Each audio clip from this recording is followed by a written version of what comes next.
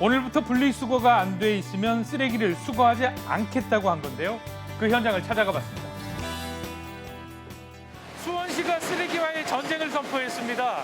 종량제 쓰레기 봉투도 적합 기준에 벗어나게 되면 앞으로 수거가 안 될 수도 있다고 하는데요. 어떻게 하는지 둘러보겠습니다.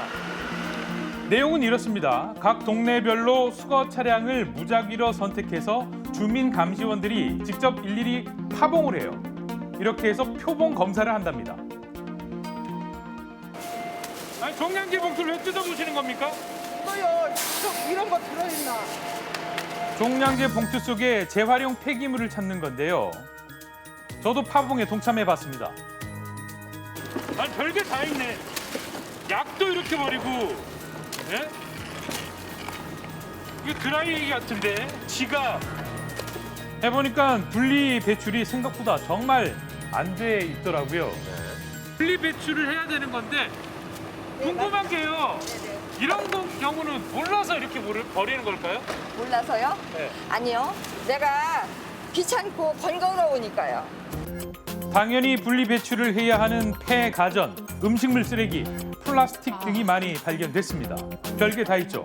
이를 바탕으로 표본 검사를 한답니다. 이 썩은 거에서 재활용품 5% 이하, 네.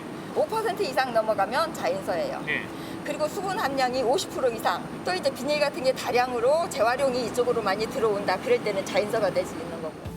자인서, 잘못을 인정하는 문서인데요. 여기다 위반 내용을 기록해서 시에 제출하면 처분이 내려집니다. 한 번 끊을 때는 경고, 네. 두 번 끊을 때는 3일, 3차는 5일 이런 식으로 가요. 그럼 최고 조치가 어떻게 최고 돼요? 조치는 뭐 한 달까지 갑니다. 5차. 최대 한 달 동안 수거가 금지될 수도 있습니다. 하지만 수거가 금지되면 수거업체가 그동안에 쌓인 쓰레기를 한 번에 치워야 하는데 이런 문제가 남게 되는 단점은 있습니다. 수거업체의 근무 환경이 힘들어지지 않을까 걱정도 되는데요. 쓰레기 대란이 일어나겠죠. 뭐 산더미처럼 쌓였다고 볼 수도 있고, 그거를 이제 나중에 우리가 처리할 적에는 뭐 이틀이고 3일이고 시간 소요도 많이 걸리고, 철저하게 분리배출을 해주시면은 우리가 현장에서 일하는 사람들이 조금 더 수월하지 않을까.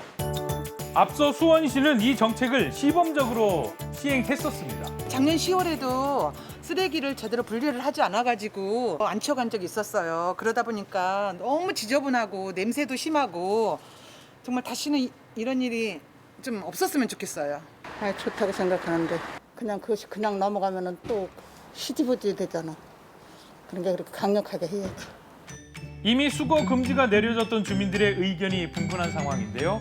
오늘부터 시행되는 강력 조치에 대해서도 주민들의 입장은 갈렸습니다. 개인이 잘못해서 동네 사람이 다 피해를 본다는 것은 그거 있을 수 없는 말이죠. 저는 연대 책임을 지는 거는 그거는 좀 불합리하다고 생각이 들고요. 개인이 그런 거는 개인이 책임을 져야지 된다고 생각이 듭니다. 쓰레기 연좌제라는 주민들의 비판, 수원시의 입장을 들어보기로 했습니다. 시민들 얘기 들어보니까 뭐 뜬금없이 연좌제 얘기를 하더라고요. 연대 책임을 묻는 거에 대해서 약간 불편하다는 시선도 있는데 어떻게 보세요?